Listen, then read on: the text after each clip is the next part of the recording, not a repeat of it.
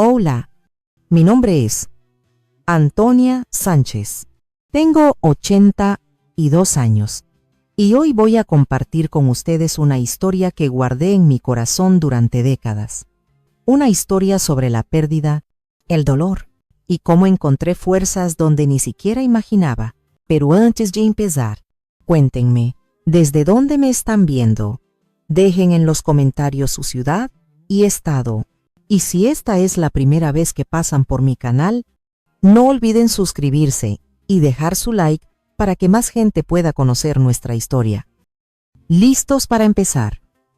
Era el verano de 1959. Tenía apenas 16 años cuando me casé con Agustín. En esa época, las cosas eran muy distintas. Vivíamos en un pueblito del interior de Guanajuato, donde todo mundo se conocía, y las costumbres eran duras como el hierro. Las muchachas se casaban jóvenes. Así funcionaba entonces. Agustín tenía 25 años. Trabajaba en la herrería de su papá y lo consideraban un buen partido alto, de cabello oscuro y una sonrisa que iluminaba cualquier lugar. Fue en una fiesta patronal de San Juan cuando me vio por primera vez, después de varias semanas, pidiéndole permiso a mi padre. Comenzamos a salir, siempre acompañados, por supuesto, porque así lo dictaba la costumbre. Nuestro noviazgo duró apenas 6 meses. Mi padre pensaba que era suficiente, y Agustín ansiaba formar su propia familia. La boda fue sencilla, en la iglesia principal del pueblo, con una comida para los parientes más cercanos. Mi madre lloró todo el tiempo. Tal vez presentía algo que yo, en mi inocencia, no podía ver. Los primeros meses parecían un sueño. Nos mudamos a una casita en la parte trasera del terreno de sus padres. Yo la cuidaba con todo el cariño del mundo. Bordaba nuestras toallas y soñaba con el día en que tendríamos hijos. Agustín trabajaba duro y, cuando regresaba en la noche, siempre tenía la cena lista. Él me traía pequeños obsequios: una cinta para el cabello, una flor que recogía en el camino, y me decía que yo era la mujer más bonita que había visto jamás. Cuando descubrí que estaba embarazada, a principios de 1960, fue de las alegrías más grandes de mi vida. Agustín me abrazó tan fuerte que casi me quedé sin aire. Esa noche, hicimos planes hasta tarde. Él quería un niño para enseñarle el oficio de la herrería, mientras yo soñaba con una niña a la que vestiría con los vestiditos que ya empezaba a coser en mis ratos libres. El embarazo iba bien. Mi vientre crecía redondito y me sentía plena. A pesar de los mareos matutinos y el cansancio que me acompañaba todo el día, las mujeres mayores de la familia me daban consejos, remedios para fortalecer al bebé, y aseguraban que todo sería sencillo y natural, como siempre había sido para nosotras. Fue en el 6º mes, cuando las cosas empezaron a cambiar. Agustín empezó a llegar más tarde a casa, oliendo a tequila. Al principio, no reclamé. Entendía que un hombre necesitaba distraerse después de un día pesado de trabajo, pero esas llegadas nocturnas se volvieron ausencias de días enteros. Cuando le preguntaba dónde había estado, su respuesta siempre era brusca: no tengo por qué darte explicaciones. Mujer, tú ocúpate de la casa y del niño que viene en camino. Una noche, terminando el 7º mes de embarazo, desperté con un dolor intensísimo que me atravesaba el vientre. Sentía como si me estuvieran apretando con un cinturón. Me senté en la cama, sin aliento, y llamé a Agustín. Pero, una vez más, él no estaba. El dolor aumentaba, venía y se iba en oleadas cada vez más fuertes y seguidas. El miedo me paralizó por unos minutos, hasta que entendí que necesitaba ayuda. Me levanté con dificultad y caminé hasta la casa de mi suegro. Mi suegra, doña Olivia, comprendió de inmediato lo que pasaba. El bebé se quiere adelantar. Mía, dijo preocupada. mientras me ayudaba a recostarme en su cama.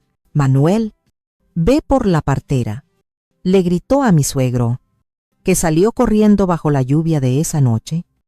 Las siguientes horas fueron un torbellino de dolor y miedo. La partera, doña Conchita, llegó con su bolsa de cuero gastada y sus manos curtidas de traer tantas vidas al mundo. Pero esta vez, su cara estaba seria. La criatura viene atravesada, dijo después de revisarme. Hay que llevarla al hospital del municipio. El hospital más cercano quedaba a casi 2 horas por terracería que, con la lluvia, estaba casi intransitable. Mi suegro fue a buscar el único carro del vecindario, mientras yo sentía que la vida se me escapaba, junto con la sangre que manchaba las sábanas blancas de doña Olivia. ¿Y dónde estaba Agustín? Nadie supo responder. El trayecto hasta el hospital fue una tortura. Cada brinco del carro viejo en los baches me arrancaba gritos de dolor. Cuando al fin llegamos, estaba más muerta que viva. Recuerdo vagamente unas luces blancas muy intensas, voces apuradas. Y luego, silencio. Desperté horas después en una cama de hospital. Mi cuerpo se sentía hueco, vacío. Instintivamente, llevé las manos a mi vientre, que ya no estaba redondo y firme. Miré a mi alrededor, buscando alguna señal de mi bebé, algún llanto lejano, cualquier cosa. Fue doña Olivia quien se acercó a mi cama, con los ojos rojos de tanto llorar. Ella empezó, agarrando mis manos entre las suyas. El niño no resistió. Estaba muy chiquito y se adelantó.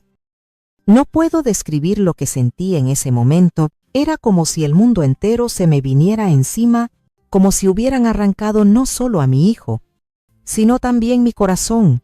Cerré los ojos y dejé que las lágrimas corrieran sin freno. No tenía fuerzas para nada más. Entonces la puerta de la habitación se abrió violentamente y entró Agustín, tambaleándose. El olor a alcohol inundó el cuarto y sus ojos despedían una rabia encendida. ¿Dónde está mi hijo?, preguntó con la voz pastosa por la bebida. ¿Qué hiciste con mi hijo? Mujer. Doña Olivia se levantó, intentando calmarlo y explicarle lo sucedido, pero él la apartó con un empujón. Ni siquiera pudiste cargar a mi hijo hasta el final. Me espetó, señalándome con el dedo. Todas las demás mujeres pueden, menos tú, débil, inútil. Sus palabras me clavaron puñales en el alma. En medio del dolor físico y del luto por mi bebé, ahora debía soportar la acusación injusta del hombre que amaba. Traté de explicarle, de decirle que había hecho todo bien, que fue un accidente, una tragedia. Pero Agustín no quería oír nada. Solo quería un hijo. Continuó con la voz rota. No solo por el alcohol, sino también por el llanto que contenía. Era lo único que te pedí, y ni eso me pudiste dar. Se marchó del cuarto dando un portazo tan fuerte que la ventana tembló. Me quedé ahí, paralizada por el dolor, el miedo y la culpa, que empezaba a invadirme como veneno. ¿Y si él tenía razón? ¿Y si en verdad fue mi culpa?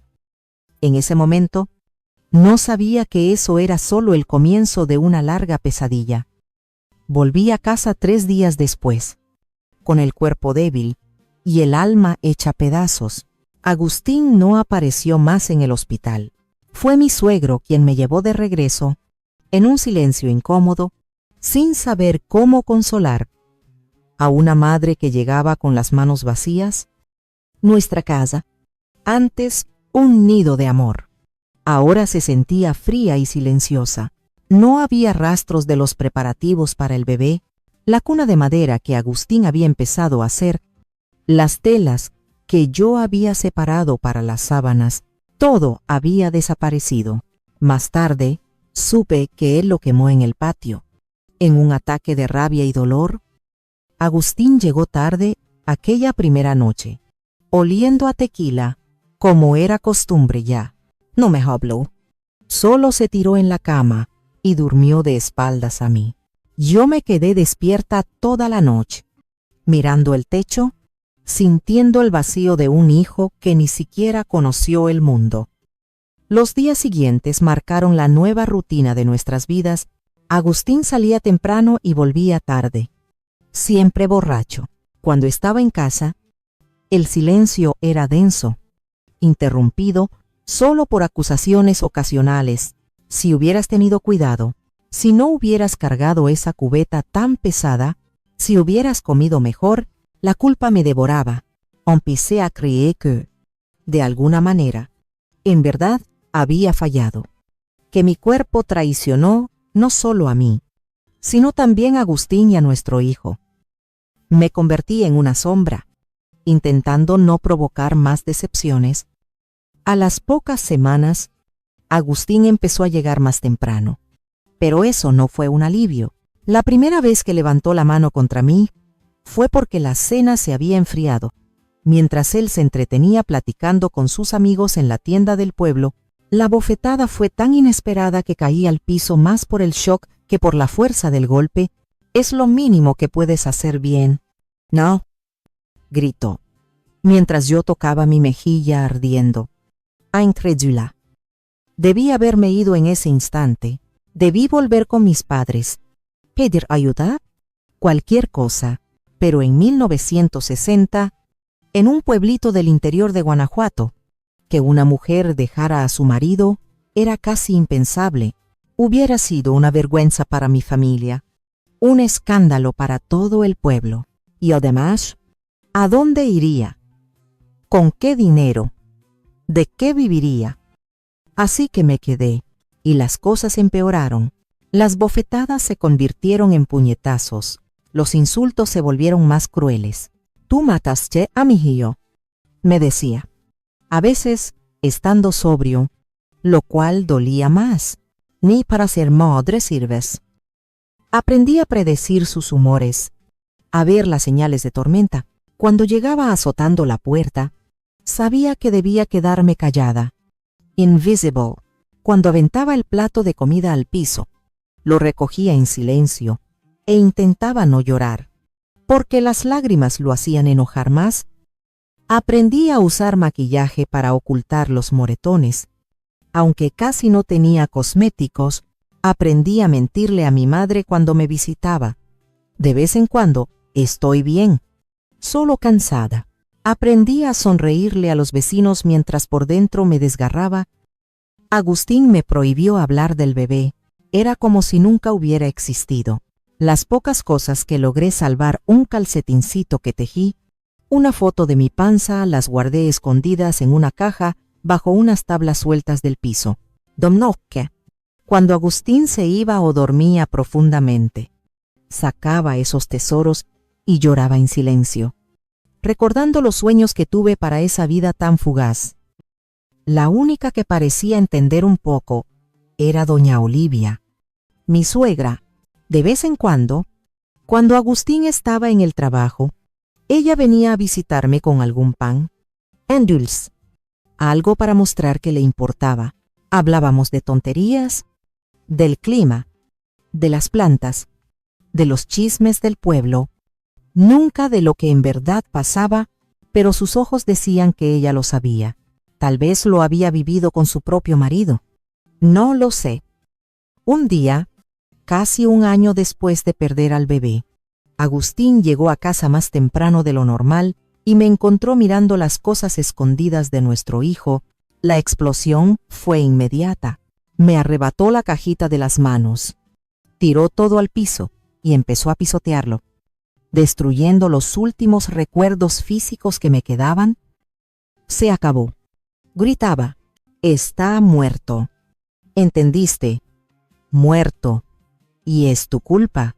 Ni siquiera mereces recordarlo. Algo dentro de mí se rompió en ese instante. No fue solo la pena de revivir la pérdida, ni el miedo de su furia. Fue como si una compuerta se abriera y toda la rabia que yo había reprimido durante meses saliera de golpe. También era mi hijo. Le grité, sorprendiéndonos a los dos. ¿Crees que no sufro? que no lo extraño, cada segundo él estaba dentro de mí. Agustín era parte de mi cuerpo, de mi sangre. Su expresión cambió de sorpresa a una ira fría, controlada, mucho más terrorífica que sus gritos de siempre. No tienes derecho a hablarme así, dijo con la voz peligrosamente baja. Soy tu marido. Me debes respeto y obediencia. Lo que siguió fue la peor golpiza que me había dado jamás. Cuando terminó, yo yacía en el piso de la cocina, adolorida, con el sabor metálico de la sangre en la boca. Agustín se fue azotando la puerta. Hallándome allí, fue doña Olivia quien me encontró horas después. Cuando llegó con huevos de su gallinero, no dijo nada. Solo me ayudó a levantarme, limpió mis heridas y me acostó en la cama. ¿Por qué no te vas? Mía, preguntó finalmente, en voz baja, para que nadie más oyera. ¿A dónde? Respondí, demasiado cansada para llorar. A donde sea, lejos de él, dijo, y sus ojos mostraban un dolor antiguo y familiar, antes de que sea demasiado tarde. Pero yo sentía que para mí ya era demasiado tarde. Estaba atrapada en una jaula sin salida, en un matrimonio convertido en prisión, con un hombre que apenas reconocía. El amor que sentí por Agustín se había transformado en miedo, a veces, en mis momentos más oscuros, en odio. Domnok, acostada con el cuerpo molido, pensaba en mi hijo, que nunca llegó a nacer. Tal vez había sido mejor así. ¿Qué vida habría tenido en un hogar como el nuestro, con un padre violento y una madre rota? Tal vez Dios, en su sabiduría, lo protegió de ese destino. Aquella noche, hice una promesa silenciosa a mi hijo, y a mí misma. Voy a encontrar la forma de salir de aquí. Encontraré fuerzas de algún lugar, de alguna manera. No tenía idea de cómo cumpliría esa promesa. No tenía dinero, ni a dónde ir, ni quién pudiera ayudarme.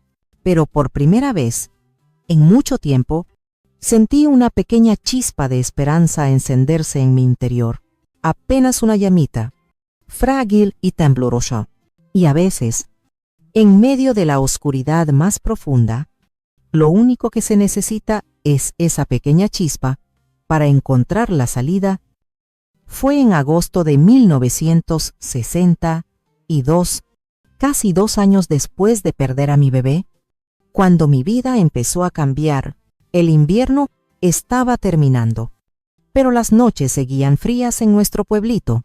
Agustín había salido como de costumbre y yo me quedé sola, cosiendo sus camisas a la luz de un quinqué.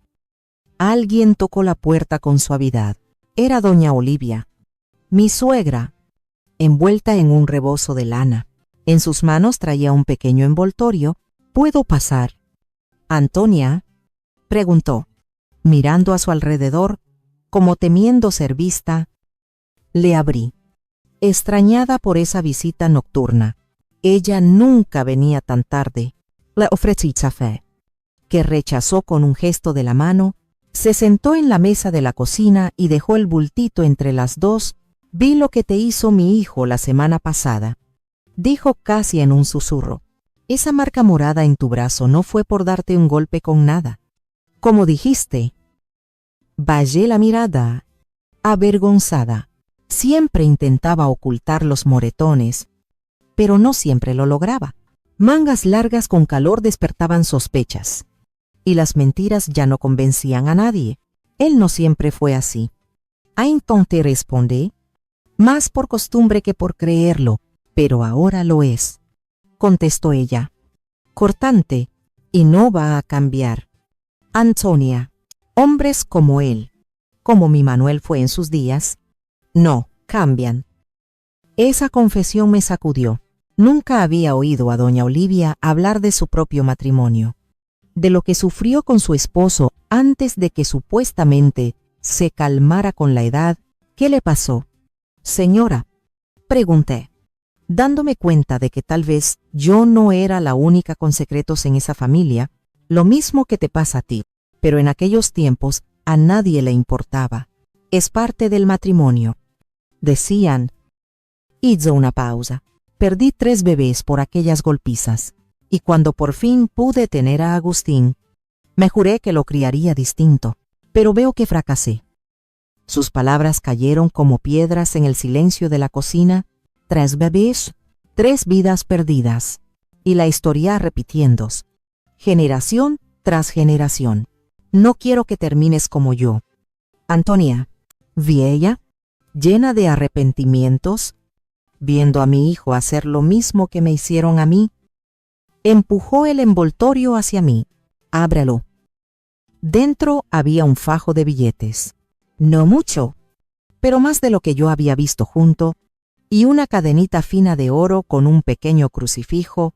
Era de mi mamá, explicó, señalando la cadena. Vendí mis gallinas para juntar el dinero. No es mucho, pero te servirá para empezar de nuevo en otro lado. Me quedé mirando ese regalo inesperado, esa puerta que se abría, pero ¿a dónde iría? No conocía a nadie fuera de ahí. Tengo una prima en la Ciudad de México, dijo ella. Le escribí y me dijo que puede recibirte en su casa mientras te acomodas, trabaja en una fábrica y dice que te puede conseguir algo ahí. La Ciudad de México, la gran urbe, tan lejos de nuestra realidad rural, un mundo de oportunidades, pero también de incertidumbres. El miedo me invadió. Y si Agustín me encuentra, va a decir que abandoné el hogar, que soy una mujer sin moral y prefieres quedarte y morir en sus manos, replicó doña Olivia, más directa que nunca, porque eso va a pasar. Tarde o temprano, yo lo vi en sus ojos. En el fondo, yo también lo sabía. Cada golpiza era peor que la anterior, cada vez él parecía menos arrepentido, cada vez yo tardaba más en recuperarme. ¿Cuándo?, pregunté, apenas pudiendo emitir sonido. Mañana temprano. Hay un camión que sale a las 5 de la mañana rumbo a la capital, de ahí tomas otro hacia la Ciudad de México. Jamás imaginará que te atreverías a ir tan lejos. El plan estaba bien pensado. Quizá llevaba meses ideándolo, mientras me veía marchitarme en ese matrimonio que parecía sentencia de muerte. ¿Y qué le digo a él? ¿Con qué pretexto salgo tan temprano? No le dices nada. Te vas mientras duerme. Deja una nota si quieres, pero no le digas a dónde vas. La idea de huir sin despedirme, como una ladrona en la noche, me apretaba el pecho. A pesar de todo, aún tenía arraigado ese sentido del deber, del compromiso, y mucho miedo a lo desconocido. Y si no lo logro, si me va peor allá afuera. Doña Olivia tomó mis manos sobre la mesa. Sus manos eran ásperas, curtidas por décadas de trabajo, pero en ese momento transmitían una ternura maternal que no sentía desde hacía mucho. Peor que vivir con miedo todos los días. Peor que ser tratada como menos que un perro, negué con la cabeza, tragando el nudo en mi garganta. No, Mía, allá afuera al menos tienes la oportunidad de volver a ser feliz. Esa noche, mientras Agustín roncaba con fuerza a mi lado, no pegué ojo. Me quedé mirando el techo y pensando en la decisión que tenía delante. Irme significaba abandonar todo lo que conocía, aventurarme en un mundo nuevo. Quedarme significaba aceptar una vida de miedo y dolor o la muerte. Antes del amanecer, me levanté en silencio. Tomé la pequeña maleta que había preparado a escondidas y miré a Agustín por última vez, dormido. Casi parecía el muchacho del que me enamoré. Casi. Le dejé un billet corto. Ya no puedo vivir así.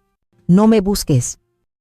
Sabía que, para cuando él lo leyera, yo estaría lejos.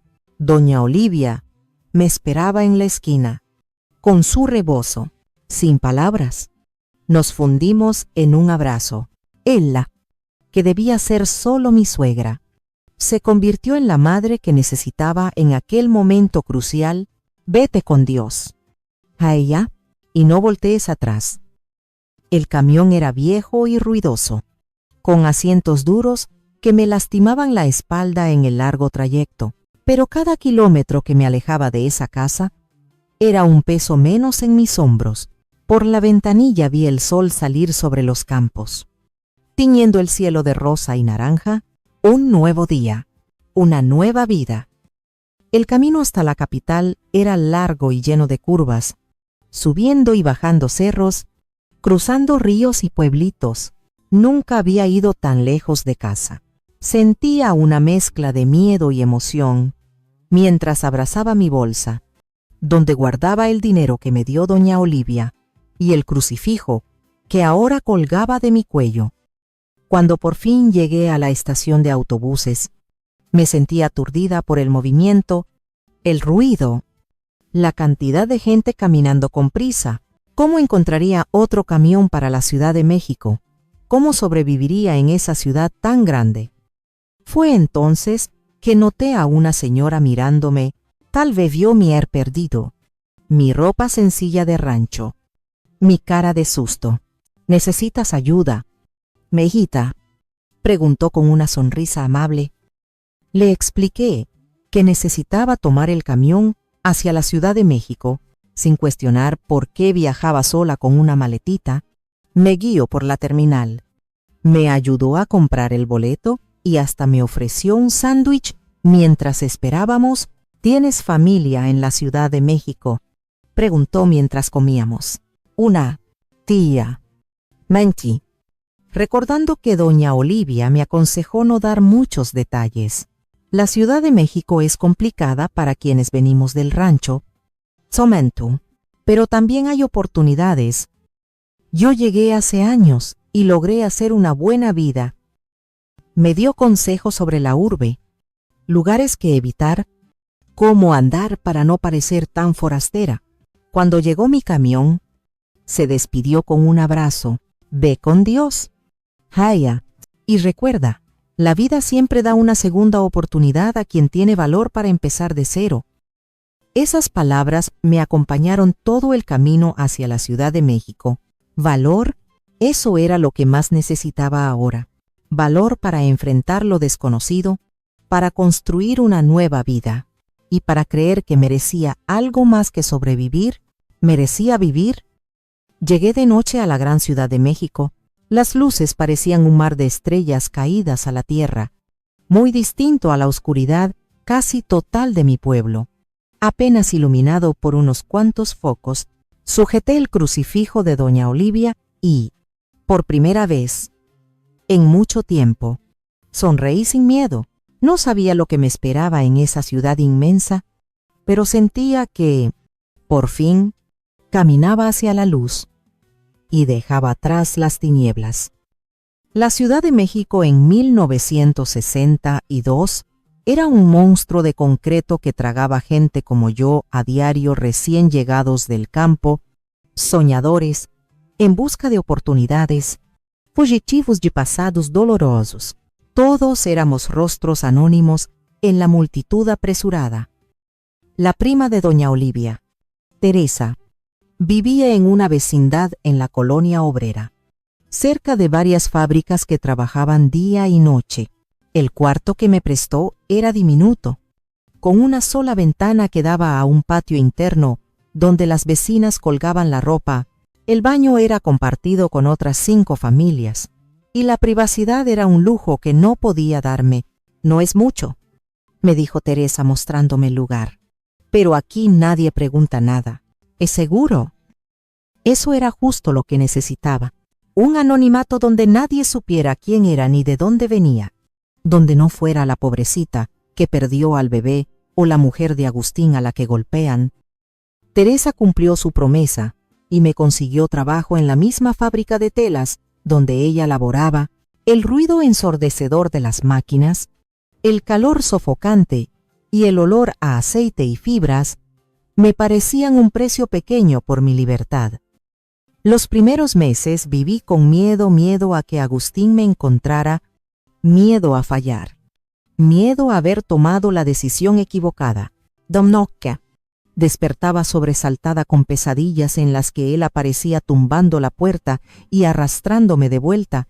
Teresa, que nunca preguntó sobre mi pasado, se limitaba a sostener mi mano en la oscuridad hasta que volvía a dormir. El trabajo en la fábrica era duro, pero honesto. Operaba una máquina de costura industrial, uniendo piezas de tela que después se convertían en camisas, pantalones, vestidos. Mis manos, antes delicadas, pronto se llenaron de callos, pero sentía orgullo por esas marcas, símbolos de mi independencia. El dinero era poco, pero alcanzaba para lo básico. Con esfuerzo, podía ahorrar un poquito. Por primera vez en mi vida, tenía mi propio dinero, ganado con mi sudor. Nadie podía decirme cómo gastarlo. Era una libertad embriagadora. En 1963, 6 meses después de mi llegada a la capital, recibí una carta de doña Olivia. La abrí con las manos temblorosas. Querida Antonia, espero que esta carta te encuentre bien y adaptada a la vida de la gran ciudad. Aquí todo sigue igual. Agustín te buscó unas semanas, armando escándalos y amenazando a medio mundo, pero después empezó a decir que lo abandonaste por otro hombre, que eres una ingrata luego de todo lo que hizo por ti. Ya sabes cómo habla la gente, pero pronto encontrarán otro chisme. Parece que anda bebiendo con otra muchacha, hija de Pepe Botello. Dios la proteja, porque me temo que el ciclo se repetirá. Cuido tu secreto y rezo por ti cada noche. Sé feliz. Heya, te lo mereces. Con cariño, Olivia. Aquella carta me trajo alivio y preocupación a la vez. Alivio por saber que Agustín ya no me buscaba, que había seguido con su vida. Preocupación por la muchacha que ocuparía ahora mi lugar. Pensé en advertirla. Pero, ¿qué hubiera logrado? ¿Quién iba a creerle a una mujer que abandonó a su marido? A fines de ese año, junté suficiente para rentar un cuartito propio. Era un huequito en la azotea de una vieja casona, con goteras cuando llovía, pero era mío. Compré una cama, una mesita, unas olas. Cada objeto pagado con mi dinero era un tesoro. Teresa siguió siendo mi amiga. Mi familia en la Ciudad de México, los domingos, cuando la fábrica cerraba, íbamos a misa juntas y luego dábamos un paseo por el parque para tomar una nieve. Pequeños placeres que antes me parecían imposibles. Fue en uno de esos domingos, a mediados de 1964, cuando conocí a Carlos. Era un mecánico que reparaba las máquinas de la fábrica cuando se descomponían. Ya nos habíamos visto un par de veces en el trabajo, apenas nos habíamos sonreído. Ese domingo lo encontramos por casualidad en el parque. Jugaba fútbol con unos amigos y el balón rodó hasta nuestros pies. Teresa, más lanzada que yo, inició la charla. Al poco rato, estábamos los tres sentados en una banca, platicando como si nos conociéramos de toda la vida. Carlos era diferente de cualquier otro hombre que hubiera conocido. Hablaba suave, reía fácil, escuchaba con atención, no tomaba, no fumaba, ahorraba para abrir su propio taller mecánico algún día. Sus ojos, de un café profundo, tenían una bondad que me desarmaba. No hablas mucho de ti, comentó en una de nuestras salidas. No hay mucho que contar, contesté, evitando su mirada. Todos tenemos historias, Antonia. Unas son alegres, otras no tanto. Pero son nuestras historias las que nos hacen quienes somos. Había algo en su manera de decirlo, sin presionar, como si solo hiciera una observación que me invitaba a confiar. Pero los años con Agustín habían levantado un muro muy alto a mi alrededor. Ya no sabía cómo dejar entrar a alguien. Nuestras salidas de domingo se volvieron costumbre, a veces solo nosotros dos, otras veces con Teresa o sus amigos. Íbamos al cine, al parque, a museos. Carlos parecía empeñado en mostrarme las cosas buenas que la Ciudad de México ofrecía. Un día de lluvia torrencial, quedamos atrapados en una lonchería. El cielo se oscureció de pronto y las calles se volvieron ríos. Sentados junto a la ventana, veíamos a la gente corriendo para ponerse a salvo y a los coches avanzando con lentitud entre el agua que subía. Esta lluvia me recuerda el día que llegué a la ciudad. ¿Cómo te sin pensar? ¿No eres de aquí?, preguntó sin malicia. Para mí, esa pregunta abría la puerta a un pasado que quería olvidar. No, vengo de un pueblito de Guanajuato. ¿Y tu familia? No tengo familia. Suelti. Sintiendo un nudo en la garganta, él tomó mi mano sobre la mesa. Su tacto era amable. Sin exigir nada, todos tenemos un pasado. Antonia, el mío tampoco fue fácil. Mi padre tomaba y le pegaba a mi mamá. Yo me fui de la casa a los 16 para no seguir viendo eso. Su confesión, soltada sin dramatismo, solo como un hecho de su vida, rompió algo dentro de mí. Empecé a llorar. Las lágrimas que llevaba tanto tiempo reprimiendo, allí, en aquella lonchería ruidosa, con el sonido de la lluvia como telón de fondo.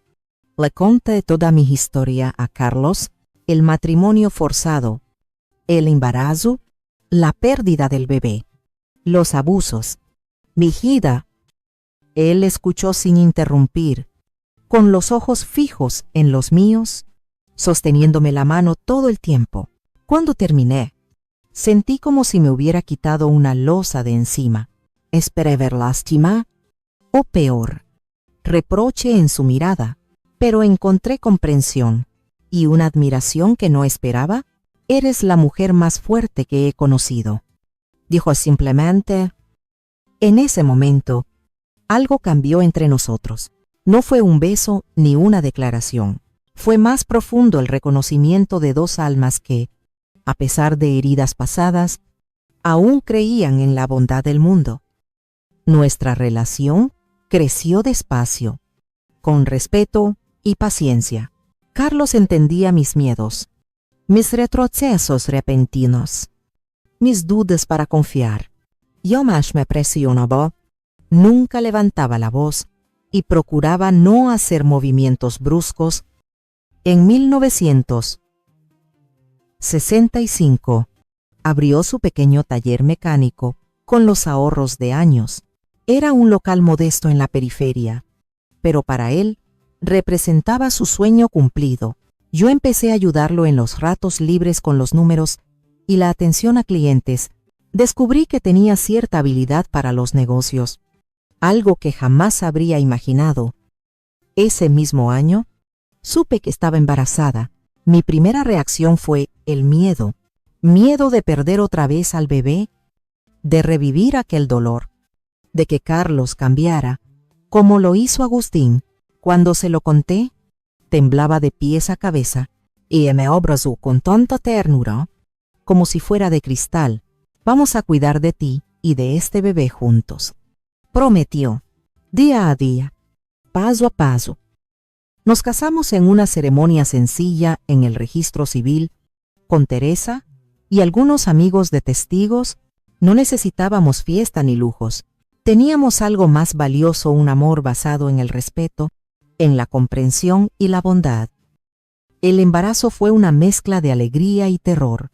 Cada dolor, cada manchita, cada molestia me hacía revivir la peor noche de 1960. Carlos siempre estaba a mi lado, tranquilizándome, llevándome con doctores que apenas podía costear, todo para asegurarse de que el bebé estuviera bien. En octubre de 1966 nació nuestro hijo, sano y fuerte. Cuando lo tuve en brazos por primera vez, lloré las lágrimas acumuladas por años, lágrimas por el bebé que perdí, de gratitud por el que ahora tenía, por la mujer que fui y la que era ahora. Le pusimos Miguel. en honor al papá de Carlos, fallecido sin conocer a su nieto. En la maternidad, mientras sostenía a mi niño dormido, escribí una carta a doña Olivia, contándole del nacimiento y agradeciéndole por haberme dado la valentía de recomenzar. Le incluí una foto del bebé. La carta regresó 2 semanas después, con un sello de destinatario desconocido. Nunca supe qué pasó con mi suegra. Con esa mujer que arriesgó todo para salvarme, espero que haya encontrado su propia paz, su propio renacer. La vida con Carlos y Miguel era una constante sorpresa de pequeñas alegrías. La primera sonrisa, sus primeras palabras, sus primeros pasitos, cada instante era un regalo que yo atesoraba, consciente de su valor. 3 años después, en 1969, nació nuestra hija, Cristina. La familia quedó completa y el taller de Carlos prosperaba. Yo seguía ayudándolo, ahora llevando las cuentas y buscando expandir el negocio. Nos mudamos a una casita pequeña pero cómoda, con un patio donde los niños podían jugar. Por las noches, mientras los niños dormían, a veces me quedaba pensando en el pasado, no con rencor ni amargura, sino con una especie de calma cada paso. Incluso los más dolorosos me condujeron hasta aquí, hasta esta vida que hubiera sido un sueño para la muchachita asustada que escapó en 1962, la Ciudad de México, que un día me asustó con su tamaño e indiferencia, se convirtió en mi hogar. En sus calles bulliciosas encontré no solo refugio, sino también un futuro. Llegaron los años 70 con cambios en el país y en nuestras vidas. México vivía un llamado desarrollo acelerado, y a nosotros nos fue bien en el taller.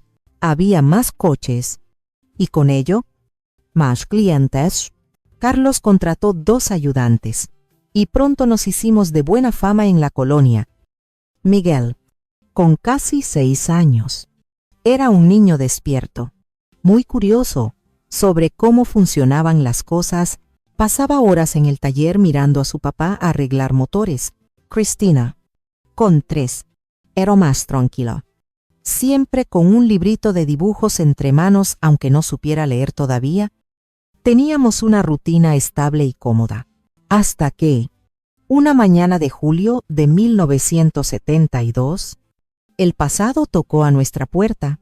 Estaba sola en casa, Carlos en el taller y los niños en la escuelita. Sonó el timbre. Al abrir, vi a una mujer de mediana edad, canosa, con ojos cansados. Tardé unos segundos en reconocerla. Doña Olivia.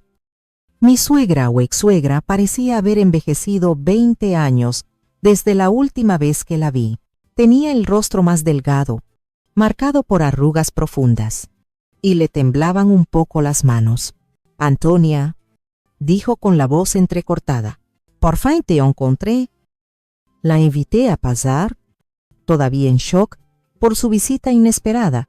Mientras preparaba café, mi mente daba vueltas. ¿Cómo me encontró? ¿Por qué vino? ¿Acaso Agustín la mandó? Tienes una casa bonita. Somento, mirando alrededor con aprobación. ¿Cómo me encontró? Doña Olivia, pregunté, poniendo las tazas sobre la mesa. No fue fácil. Cuando regresó la carta que me mandaste, me asusté mucho. Agustín se enteró de que yo te había ayudado a escapar. Me corrió de la casa. Estuve viviendo con una prima en otro pueblo. La corrió. ¿Por qué? Ella suspiró, dando un sorbo al café antes de responder. Descubrió que fui yo quien te ayudó.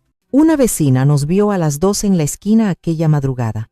Años después, en un chisme, se lo contó. Mira, a ella, no.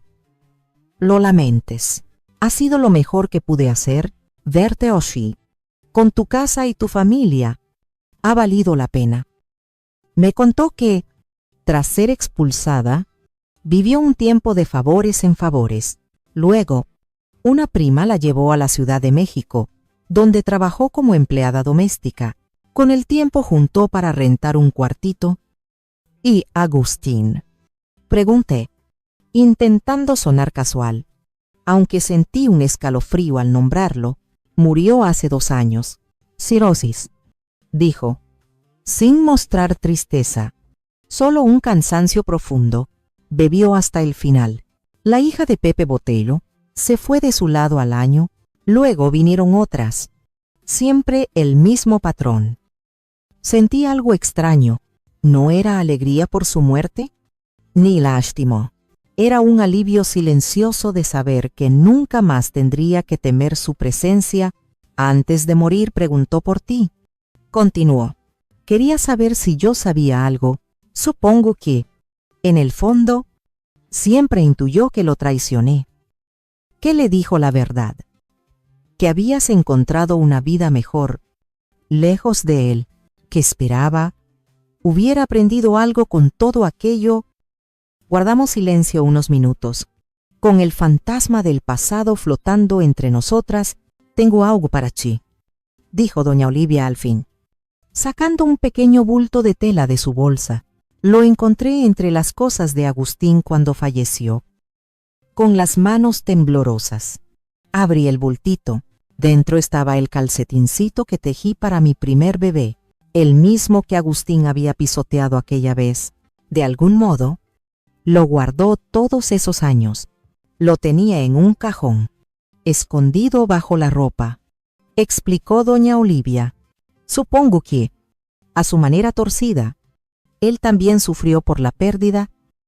Abracé ese pequeño calcetín contra mi pecho y dejé que las lágrimas fluyeran, pero ya no eran de puro dolor, sino de liberación. El ciclo, al fin, se cerraba. Doña Olivia se quedó a cenar. Carlos, al saber quién era, al principio se mostró cauteloso, pero pronto cedió ante su dulzura. Los niños la adoraron. En cuanto ella sacó de su bolso unos dulces caseros, debería venirse a vivir con nosotros, sugirió Carlos durante la comida. Tenemos un cuarto extra, y a los chamacos les encantaría tener a su abuela cerca. Lo miré con gratitud. Ese era el hombre que había elegido, generoso, compasivo, capaz de ofrecerle un hogar a una señora que, técnicamente, ni era su pariente. ¿Cómo voy a ser una carga para ustedes?, dijo ella con duda. Usted nunca sería una carga, le respondí con sinceridad. Gracias a usted tengo esta vida, esta casa también es suya. Ella aceptó con lágrimas en los ojos, y así inició una nueva etapa para todos nosotros. Doña Olivia trajo consigo historias, recetas de antaño, canciones de cuna que nunca había escuchado, para Miguel y Cristina. Era la abuela Olivia, la de los mejores buñuelos del mundo. Para mí, un recordatorio de que los ciclos sí pueden romperse, de que uno puede escribir finales distintos. En 1975, con nuestros ahorros y un préstamo, ampliamos el taller de Carlos para incluir una refaccionaria. El negocio creció y pudimos comprar una casa más grande en otra colonia. Miguel, de 9 años, decía que quería ser ingeniero, como mi papá, pero de coches nuevos. Cristina, de Isais, mostraba talento para el dibujo y la música. Una tarde, mientras ayudaba a doña Olivia con la comida, ella comentó: ¿sabes, Antonia? A veces me pregunto qué habría pasado si yo hubiera tenido tu valor cuando era joven. ¿Cuál valor?, pregunté, genuinamente extrañada. El valor de irme, de empezar de nuevo. Yo me quedé. Aguanté. Creía que era mi deber. Pero tú escogiste vivir. Sus palabras me hicieron pensar en las diferentes maneras de ser valiente, la de ella, quedándose y soportando por su hijo, la mía, huyendo y reconstruyendo mi vida. Caminos distintos, ambos llenos de fuerza. Nunca es tarde para volver a empezar. Doña, le dije, mire si ahora tiene una nueva familia, una nueva ciudad. Ella sonrió con esa dulzura que le iluminaba el rostro. Tienes razón. Dios nos da varias oportunidades en la vida. Lo importante es reconocerlas cuando llegan. En 1978, nos llevamos una sorpresa. A mis 38 años, volví a quedar embarazada. Carlos se puso feliz. Los doctores, un poco preocupados por mi edad, doña Olivia, con su sabiduría de mujer de rancho, solo dijo: este bebé viene a completar el círculo. Es una bendición. El embarazo marchó bien y a principios de 1979 nació nuestro tercer hijo, Pedro, un bebé tranquilo, de ojos grandes, que miraba el mundo con curiosidad. Al tenerlo en brazos, me acordé de mi primer niño, aquel que no conoció la vida. Pensé en todas las vueltas que da el destino, en cómo los caminos más inesperados nos llevan a lugares insospechados. Llegaron los años 80. Con sus propios desafíos y alegrías, México cambiaba, saliendo poco a poco de una época dura y enfrentando crisis económicas. Nosotros adaptábamos el negocio, educábamos a los niños y seguíamos construyendo nuestro día a día. Doña Olivia nos acompañó hasta 1985, cuando partió en paz mientras dormía. A sus 75 años, su muerte fue un golpe para todos, especialmente para mí. Perdí no solo a una segunda madre, sino al último lazo vivo con mi pasado. En su funeral, mirando su rostro sereno, hice una promesa silenciosa. Seguiría siendo un puente, como ella lo fue. Ayudaría a otras mujeres a encontrar su camino, su fuerza.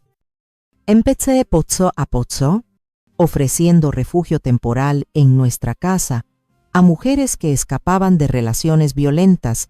Carlos apoyaba por completo, incluso a veces tratando de ayudar a los esposos con problemas de alcohol o control de la ira. Mis hijos crecieron viendo ese ejemplo de solidaridad, entendiendo que nuestro hogar era un lugar de protección y nuevos comienzos. Con los años, vi a mis hijos crecer, graduarse y hacer sus propias vidas. Miguel llegó a ser ingeniero, Cristina se hizo maestra de arte y Pedro estudió Derecho, especializándose en casos de mujeres y niños. Cada uno lleva un pedacito de esta historia. Aún sin conocer todos los detalles, hoy, a mis 82 años, miro hacia atrás y veo un camino que jamás habría imaginado. De la niña asustada del rancho a la mujer firme de hoy, cada paso, cada caída, cada nuevo comienzo, me moldeó. Si hay un mensaje que quiero dejarles a quienes me escuchan, es este: nunca es tarde para volver a empezar, nunca es tarde para romper ciclos destructivos, nunca es tarde para elegir la vida. El dolor forma parte de nuestro andar, pero no tiene por qué ser nuestro destino final. Podemos transformarlo en fuerza, en sabiduría, en compasión. Podemos usarlo para tender la mano a otros que aún están atrapados en sus propias sombras. El bebé que perdí en 1960 nunca será olvidado. Vive en cada instante de alegría que he sentido desde entonces, en cada abrazo que le di a mis hijos, en cada mujer que ayudé a encontrar su luz. Y si tú, que me estás viendo, te encuentras en un lugar oscuro, recuerda que si hay salida, siempre habrá gente dispuesta a tender la mano. Así como doña Olivia hizo conmigo, siempre habrá un futuro esperándote. Aunque ahora no lo veas con claridad, pero es posible. Porque la gran verdad que aprendí en esta larga vida es que, mientras haya vida, hay esperanza, y mientras haya esperanza, siempre se puede volver a empezar. No olvides darle like y dejar tu comentario. Hasta la próxima.